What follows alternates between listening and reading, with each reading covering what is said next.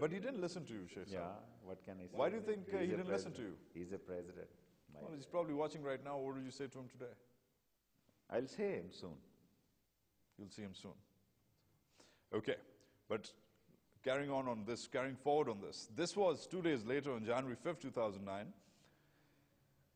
This headline is, Nawaz hurdle in reunification, says Sheikh Rasheed. Lahore, dateline, of course. And Awami Muslim League chief Sheikh Rasheed wants various factions of the PML to unite, but says that the PMLN chief Nawaz Sharif stands as the biggest hurdle in the way. Yeah, I still stand on this statement which I have given in Lahore, in Takht-e-Lahore, rather I have said that he is the major hurdle for the unification. From first day, this is my statement. He thinks that these people, these Muslim Leagues are pro-Musharraf, and that's why, you know, they are not... Do you blame him, Sheikh Saab? Do you blame him for thinking that they're pro-Musharraf? He thinks. But he's not remembering the old days of Ziaul Haq. Look, the difference between pml-q and PMLN is that one is the Ziaul Haq baby and one is the Sadr President Musharraf baby. Men behind guns are the uniform.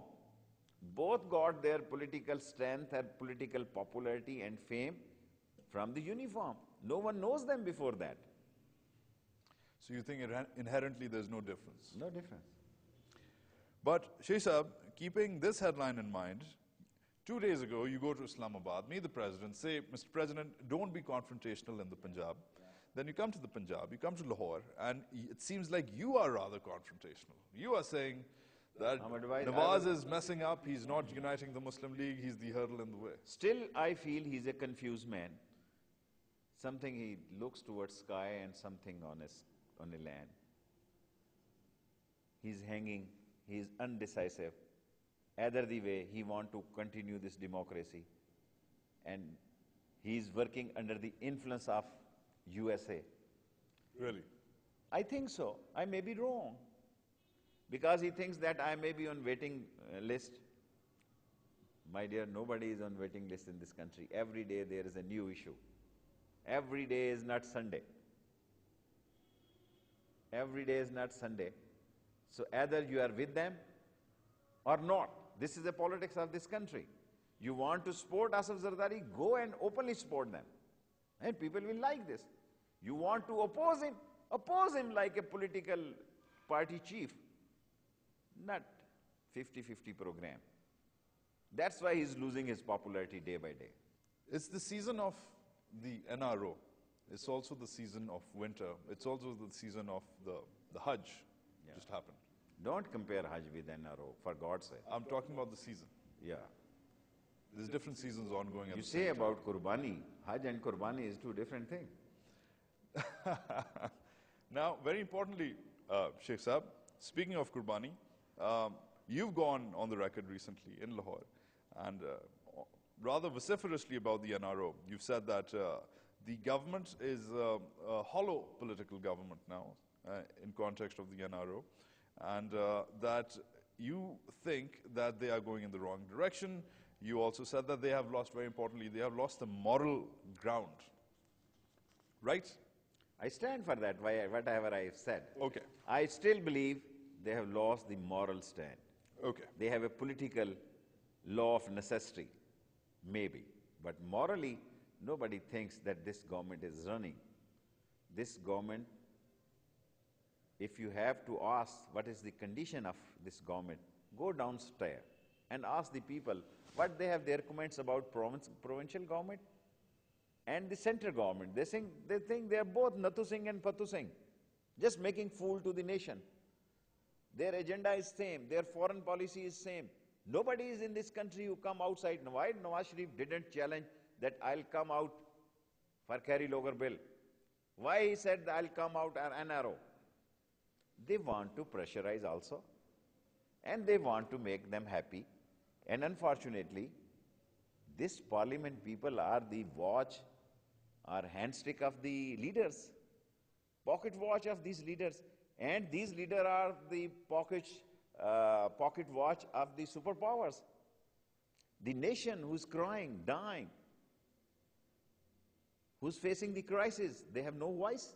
Nobody is representing them. Okay, fair enough. Fair enough. You've just blasted the government having no moral ground, especially after the NRO. You're saying that the media is not concentrating on the big issues either. Fine, point taken.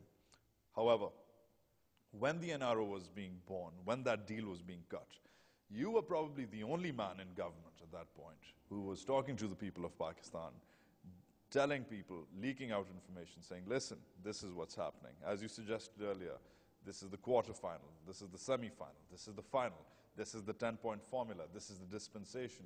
Musharraf is going to be on top. Bibi, Mohtarma Benazir Bhutto is going to be Prime Minister, then Q, then the ANP, etc., so on and so forth.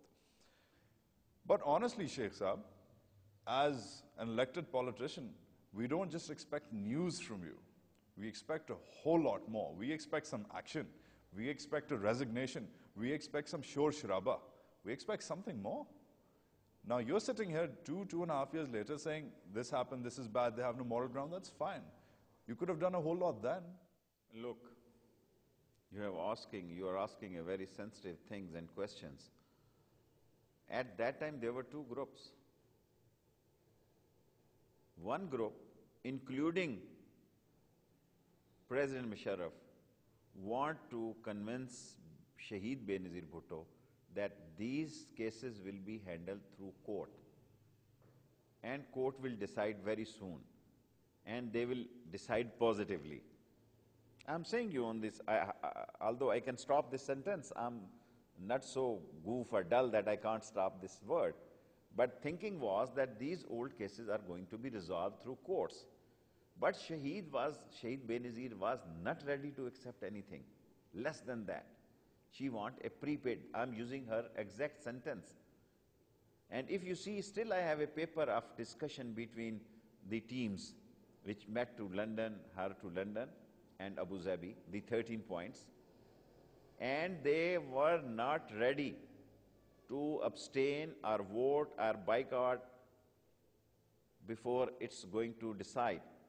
And this decision of NRO was few hours before the election, because they also want that take revenge from those people who registered this case against them. And from Malak Rahman and Naik Saab, and in the last night they have given the message, okay, no, the first part is enough, but there is no need of second part to make cases against them who made these cases.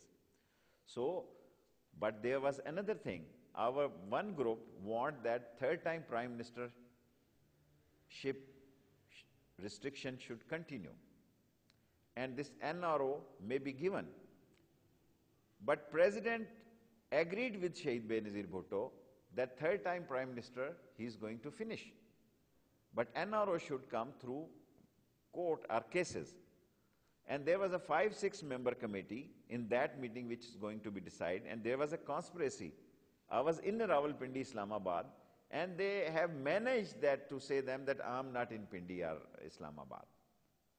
So NRO at that time was also not in good book, and there were a few people.